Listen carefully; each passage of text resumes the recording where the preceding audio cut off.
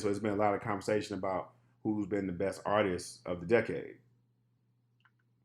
Who do you think? Mm-hmm. Who's been the best artist of the decade?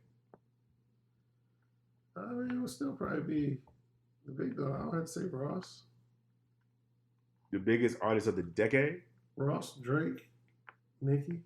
Ross has been bigger than Drake? You said Ross first. Oh, no. Ross hasn't been bigger than Drake in the past 10 years, no. Okay. It'll be Drake or Nicki.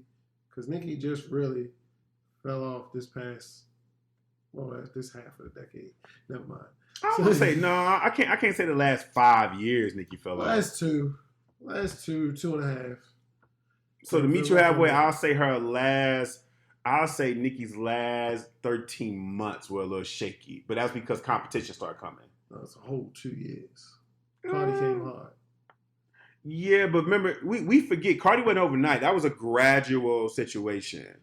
Exactly. Nicki was still in the conversation. Mm-hmm. You know what I'm saying? Like, we're looking back in hindsight on the results, but we were still looking back and forth at them too. So, you know, I think I'm not too far from you. I think it's Drake, Kendrick, Cole, Nicki. You know what I'm saying? As far as closing out the decade, I think you could make the argument that Nicki.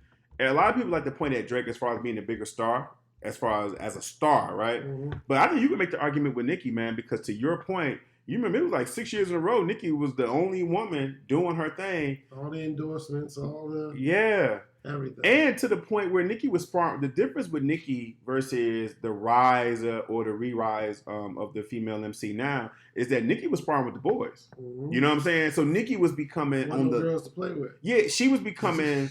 Like, you wasn't necessarily about to call her like a woman MC. Like, she was, when she did Monster, that verse, mm-hmm. and, you know, and low-key kind of outdid Jay, like, we were all looking at Nicki like, yo, she is something, you know, something serious.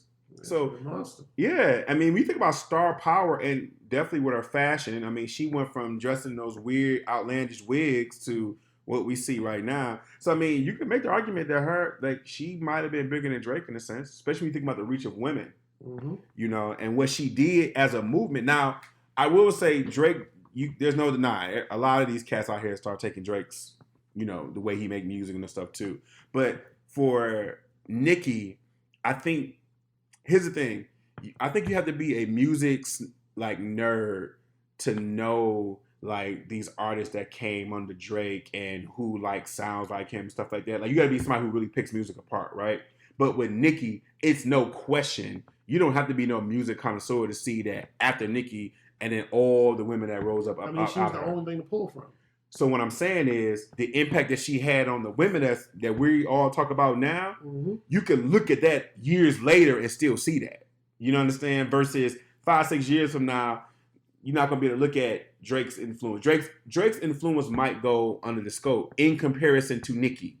Because there's no doubt you can look at Nicki's work and she's starting to see a lot of competition out here. Yeah, it's a lot of competition right now. Yeah, it's a lot. So I think you can make the argument. But Cardi and you got Megan now. Yeah, but I mean, my favorite artist, my personal favorite artist is I would have to say Kendrick. I think he had put out the best quality music of the decade. Who was your personal?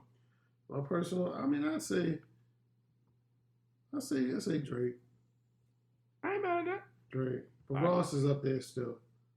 Yeah. Now, you want to talk about somebody who I think started off his first half good. I don't think his last half was as strong as his first half. Mm. You know what I mean? If you want to make that kind of discussion, I think the last 5 years were a little bit more watered down than Ross's first 5 years. Ross's first 5 years was just crazy, unmatched. But them last 5 years, you know. Plus, he didn't really... When did Ross' first album come out? I want to say it was like 2007. So that's what I'm saying. So he's really going on. I don't know if I really want to put him, you know, I was more thinking about everybody who came out in this past decade as far as dominant. You know, I don't really know if I can put him in that category.